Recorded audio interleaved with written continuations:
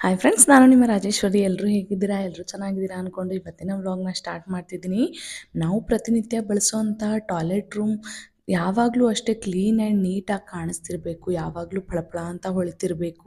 ಎಷ್ಟೇ ಜನ ಬಂದರೂ, ಮನೇಲಿ ಎಷ್ಟೇ ಜನ ಇದ್ದರೂ ತುಂಬ ನೀಟಾಗಿ ಯಾವ ಥರ ಮೇಂಟೈನ್ ಮಾಡೋದು ಟಾಯ್ಲೆಟ್ ರೂಮನ್ನು ಅಂತ ಈ ವ್ಲಾಗಲ್ಲಿ ತೋರಿಸೋಣ ಅಂತ ಈ ವ್ಲಾಗ್ನ ಮಾಡ್ತಿದ್ದೀನಿ. ಈ ವ್ಲಾಗ್ನ ಕೊನೆಯ ತನಕ ನೋಡಿ. ಯಾವುದೇ ರೀತಿಯಾದಂಥ ಕೆಮಿಕಲ್ನ ಬಳಸದೆ ಮನೆಯಲ್ಲೇ ಸಿಗುವಂಥ ಪ್ರಾಡಕ್ಟ್ನ ಯೂಸ್ ಮಾಡಿಕೊಂಡು ಯಾವ ಥರ ಈ ಟಾಯ್ಲೆಟ್ ರೂಮ್ನ ಅಥವಾ ನಮ್ಮ ಮನೇಲಿರೋವಂಥ ಟಾಯ್ಲೆಟ್ ರೂಮ್ನ ಯಾವ ಥರ ಕ್ಲೀನ್ ಮಾಡ್ಕೊಳ್ಳೋದು ಅಂತ ತೋರಿಸ್ತೀನಿ ಬನ್ನಿ. ಮೊದಲನೇದಾಗಿ ನಾನು ಒಂದು ಬೌಲ್ನ ತೊಗೊಂಡಿದ್ದೀನಿ. ಅದಕ್ಕೆ ನಾನು ಒಂದು ಮುಚ್ಚಳದಷ್ಟು ಡೆಟಾಲ್ನ ತೊಗೊಂಡಿದ್ದೀನಿ. ಡೆಟಾಲಲ್ಲಿ ಆಲ್ಕೋಹಾಲ್ ಕಂಟೆಂಟ್ ಇರೋದ್ರಿಂದ ಅದರಲ್ಲಿ ಏನು ನಮ್ಮ ಟಾಯ್ಲೆಟ್ ರೂಮಲ್ಲಿ ಜರ್ಮ್ಸ್ ಏನಾದರೂ ಇತ್ತು ಅಂದರೆ ಅದನ್ನು ಕೂಡ ಬೇಗ ಕಿಲ್ ಮಾಡುತ್ತೆ ಅಂತಲೇ ಹೇಳ್ಬೋದು. ಹಾಗೆ ಇದಕ್ಕೆ ನಾವು ಏನು ಪಾತ್ರೆ ತೊಳೆಯೋಕ್ಕೆ ಅಂತ ಬಳಸ್ತೀವಲ್ಲ, ವಿಮ್ ಜೆಲ್ನ ಬಳಸ್ತಿದ್ದೀನಿ. ನಿಮ್ಮ ಮನೆಯಲ್ಲಿ ವಿಮ್ ಜೆಲ್ ಇಲ್ಲ ಅಂದರೆ ಖಂಡಿತವಾಗ್ಲೂ ಸ್ಕಿಪ್ ಮಾಡಿ ನೀವು ಬಟ್ಟೆ ತೊಳೆಯೋಕ್ಕೆ ಅಂತ ಯಾವ ಸೋಪಿನ ಪೌಡ್ರನ್ನ ಬಳಸ್ತಿರಲ್ಲ ಅದನ್ನು ಕೂಡ ಬಳಸ್ಬೋದು. ಅದ್ರ ಜೊತೆಗೆ ನಾನು ಒಂದು ನಿಂಬೆಹಣ್ಣನ್ನ ಬಳಸ್ತಿದ್ದೀನಿ. ನಿಂಬೆಹಣ್ಣಲ್ಲಿ ಸಿಟ್ರಿಕ್ ಆ್ಯಸಿಡ್ ಇರೋದ್ರಿಂದ ಯಾವುದೇ ರೀತಿಯಾದಂಥ ಕ್ಲೀನಿಂಗಿಗಂತೂ ತುಂಬ ಹೆಲ್ಪ್ ಆಗುತ್ತೆ. ನಾವು ಎಷ್ಟೋ ಅಮೌಂಟ್ ಕೊಟ್ಟು ಬೇರೆ ಬೇರೆ ಆದಂಥ ಪ್ರಾಡಕ್ಟ್ಸ್ನ ತರ್ತಿರ್ತೀವಿ, ಕೆಮಿಕಲ್ ಪ್ರಾಡಕ್ಟ್ಸ್ನ ಕೊಟ್ಟಿರ್ತೀವಿ. ಕೆಲವೊಂದು ಸಲ ನಾವು ಅಷ್ಟು ಕೆಮಿಕಲ್ ಪ್ರಾಡಕ್ಟ್ ತಂದ್ರೂ ಕ್ಲೀನ್ ಆಗ್ತಿರಲ್ಲ, ನೀಟಾಗಿ ಮೇಂಟೈನ್ ಮಾಡೋಕ್ಕಾಗ್ತಿರಲ್ಲ. ಈ ಒಂದು ಟ್ರಿಕ್ಸ್ನ ಅಥವಾ ಈ ಒಂದು ಟಿಪ್ಸ್ನ ನೀವು ಫಾಲೋ ಮಾಡೋದ್ರಿಂದ ಅಥವಾ ಈ ರೆಮಿಡಿನ ಫಾಲೋ ಮಾಡೋದ್ರಿಂದ ನೀವು ಒಂದೇ ವಾಶಲ್ಲಿ ಇಮಿಡಿಯೇಟ್ ರಿಸಲ್ಟ್ನ ನೋಡ್ಬೋದು. ಹಾಗೆ ನಾನು ಇದಕ್ಕೆ ಒಂದು 3ರಿಂದ 4 ಅಥವಾ ನಿಮಗೆ ಎಷ್ಟು ಲಿಕ್ವಿಡ್ ಬೇಕಲ್ಲ ಅಷ್ಟು ನೋಡಿಕೊಂಡು ನಾನು ಕುಕ್ಕಿಂಗ್ ವಿನೇಗರ್ನ ಬಳಸ್ತಿದ್ದೀನಿ. ವಿನೇಗರು ಅಷ್ಟೇ ತುಂಬ ಕ್ಲೀನಿಂಗಿಗೆ ಹೆಲ್ಪ್ ಮಾಡುತ್ತೆ. ನಾವು ಪ್ರತಿನಿತ್ಯ ಏನು ಮಾಡ್ತೀವಿ, ಅಷ್ಟೆಲ್ಲ ಅಮೌಂಟ್ ಅಂದರೆ ನಾವು ಪ್ರತಿನಿತ್ಯ ಬಳಸೋವಂಥ ಟಾಯ್ಲೆಟ್ನ ದಿನ ಕೆಮಿಕಲ್ ಪ್ರಾಡಕ್ಟ್ ಹಾಕಿ ಕ್ಲೀನ್ ಮಾಡೋಕ್ಕಾಗಲ್ಲ. ಅದೊಂದು ಸ್ವಲ್ಪ ಕಾಸ್ಟ್ಲಿನೂ ಇರುತ್ತಲ್ಲ. ಹಾಗಾಗಿ ಈ ಒಂದು ರೆಮಿಡಿನ ನಿಮಗೆ ತಿಳಿಸ್ಕೊಡ್ತಾ ಇದ್ದೀನಿ. ಈ ನೀವು ವ್ಲಾಗ್ ಇಷ್ಟ ಆದರೆ ದಯವಿಟ್ಟು ನನ್ನ ಚಾನಲ್ನ ಸಬ್ಸ್ಕ್ರೈಬ್ ಮಾಡೋದನ್ನು ಮಾತ್ರ ಮರಿಬೇಡಿ.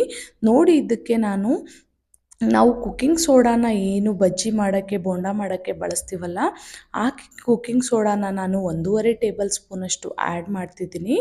ಅದ್ರ ಜೊತೆಗೆ ನಾವು ಎಲ್ಲ ಶಾಪಲ್ಲೂ ಇವಾಗ ಈನೋ ಅಂತೂ ಅವೈಲೇಬಲ್ ಇರುತ್ತೆ. ಈನೋ ಹಾಕೋದ್ರಿಂದ ನೋಡ್ಬೋದು ನೀವು ಆಗಲೇ ಇವಾಗ ಎಷ್ಟು ರಿಯಾಕ್ಟ್ ಮಾಡೋಕ್ಕೆ ಸ್ಟಾರ್ಟ್ ಮಾಡ್ತಿದೆ ಅಂತ. ಸಾರಿ, ಸ್ವಲ್ಪ ವಿಡಿಯೋ ಬ್ಲರ್ ಆಗಿದೆ, ಅಷ್ಟು ಕ್ಲಾರಿಟಿ ಇಲ್ಲ, ಪ್ಲೀಸ್ ಅಡ್ಜಸ್ಟ್ ಮಾಡ್ಕೊಳ್ಳಿ. ಹಾಗೆ ಏನು ಪ್ರಾಡಕ್ಟ್ಸ್ ನಾವು ಏನೇನು ಯೂಸ್ ಮಾಡಿದ್ದೀವಲ್ಲ ಅದನ್ನು ನೀಟಾಗಿ ಈ ಥರ ಮಿಕ್ಸ್ ಮಾಡ್ಕೋಬೇಕಾಗತ್ತೆ. ನೋಡಿ ಯಾವ ಥರ ರಿಯಾಕ್ಟ್ ಆಗೋಕ್ಕೆ ಆಲ್ರೆಡಿ ಅದರಲ್ಲಿ ನಾವು ಸಿಟ್ರಿಕ್ ಆ್ಯಸಿಡ್ ಅಂದರೆ ನಿಂಬೆಹಣ್ಣಾಗಿರ್ಬೋದು, ಸೋಡಾ ಎಲ್ಲ ಬಳಸಿರೋದ್ರಿಂದ ತುಂಬ ಅಂದರೆ ತುಂಬ ನೀಟಾಗಿ ಕ್ಲೀನಿಂಗಿಗೆ ಅಂತ ಹೆಲ್ಪ್ ಆಗುತ್ತೆ ಅಂತಲೇ ಹೇಳ್ಬೋದು. ನೋಡ್ಬೋದು ನಾವೇನು ಸೊಲ್ಯೂಷನ್ನ ರೆಡಿ ಮಾಡ್ಕೊಂಡಿದ್ವಲ್ಲ ಅದನ್ನು ಇವಾಗ ಇಂಡಿಯನ್ ಟಾಯ್ಲೆಟಿಗೆ ನಾನು ಈ ಥರ ನೀಟಾಗಿ ಅಪ್ಲೈ ಮಾಡ್ಕೋತಾ ಇದ್ದೀನಿ. ನೋಡ್ತಿರ್ಬೋದು, ನಿಮಗೆ ಎಷ್ಟು ಬೇಕಲ್ಲ, ಎಷ್ಟು 1-2 ಮನೇಲಿ ಎಷ್ಟು ಟಾಯ್ಲೆಟ್ ಇದೆಯಲ್ಲ ಅದರದ್ದು ಡಬಲ್ ಆಗಿ ನೀವು ಕನ್ಸಿಡರ್ ಮಾಡ್ಕೋಬೋದು. ಇದನ್ನು ಹಾಕಿ ನೀವು ಒಂದು 5 to 10 ಮಿನಿಟ್ಸ್ ಬಿಟ್ಟರೆ ಸಾಕು, ಜಾಸ್ತಿ ಬಿಡೋ ಅವಶ್ಯಕತೆ ಇಲ್ಲ. ಸ್ವಲ್ಪ ಈ ಥರ ನೀಟಾಗಿ ಸ್ವಲ್ಪ ನೀರು ಹಾಕ್ಕೊಂಡು ಈ ಥರ 5 to 10 ಮಿನಿಟ್ಸ್ ಬಿಟ್ಟರೆ ಒಂದು ಸ್ವಲ್ಪ ಡ್ರೈ ಆಗಿರುತ್ತೆ. ಹಾಗಾಗಿ ಒಂದು ಸ್ವಲ್ಪ ನೀರನ್ನ ಚಿಮ್ಮಿಸ್ಕೊಂಡು ನೀವು ಈ ಥರ ನೀಟಾಗಿ ಏನು ಬ್ರಷ್ನ ಯೂಸ್ ಮಾಡ್ತಿರಲ್ಲ ಟಾಯ್ಲೆಟ್ ಕ್ಲೀನಿಂಗಿಂದ ನೀವು ತುಂಬ ಜೋರಾಗಿ ರಬ್ ಮಾಡಬೇಕು ಅಥವಾ ಉಜ್ಜಬೇಕು ಅನ್ನೋ ಅವಶ್ಯಕತೆಯೇ ಇಲ್ಲ.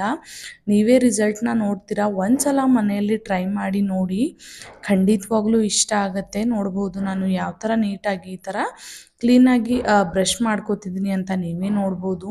ಮನೆಯಲ್ಲಿ ತುಂಬ ಕೆಮಿಕಲ್ನ ತರ್ತಿರ್ತೀವಿ ಅಥವಾ ಬೇರೆ ಬೇರೆ ಕೆಮಿಕಲ್ ಪ್ರಾಡಕ್ಟ್ಸ್ನ ಅಂಗಡಿಯಿಂದ ತರ್ತಿರ್ತೀವಿ. ದುಡ್ಡು ಕೂಡ ತುಂಬ ಕೊಡ್ತಿರ್ತೀವಿ. ಇದನ್ನು ನಾವು ರೆಗ್ಯುಲರಾಗಿ ವೀಕ್ಲಿ ಒನ್ಸೋ 10 ಡೇಸಿಗೆ ಒನ್ಸೋ ನಾವು ಕ್ಲೀನ್ ಮಾಡ್ತಿರ್ತೀವಿ. ಅದಕ್ಕೆಲ್ಲ ಪ್ರತಿ ಸತಿ ನಾವು ಇನ್ವೆಸ್ಟ್ ಮಾಡೋ ಅವಶ್ಯಕತೆಯೇ ಇಲ್ಲ. ನಿಮಗೆ ಬೇಕು ಅಂದರೆ ಮಂತ್ಲಿ ಒಂದ್ಸಲ ನೀವು ಹಾರ್ಪಿಕ್ ಆಗಿರ್ಬೋದು, ಡಾಮೆಕ್ಸ್ ಆಗಿರ್ಬೋದು, ಯಾವುದನ್ನಾದರೂ ಯೂಸ್ ಮಾಡ್ಬೋದು. ಬಟ್ ಒಂದು ಸಲ ಇದನ್ನು ಟ್ರೈ ಮಾಡಿ ನೋಡಿ, ತುಂಬ ಅಂದರೆ ತುಂಬ ನೀಟಾಗಿ ಕ್ಲೀನ್ ಆಗುತ್ತೆ. ಯಾವುದೇ ರೀತಿಯಾದಂಥ ಹಾರ್ಪಿಕ್ ಅಂತೂ ಕಡಿಮೆನೇ ಇಲ್ಲ ಅಂತಲೇ ಹೇಳ್ಬೋದು.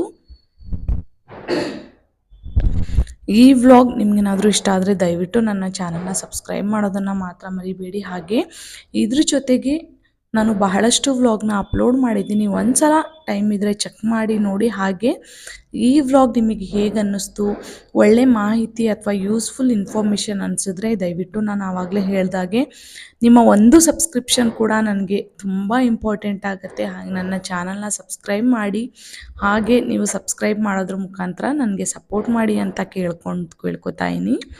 ಈ ವ್ಲಾಗ್ನ ಇಲ್ಲಿ ತನಕ ನೋಡಿದ್ದಕ್ಕೆ ಥ್ಯಾಂಕ್ ಯು ಫಾರ್ ವಾಚಿಂಗ್.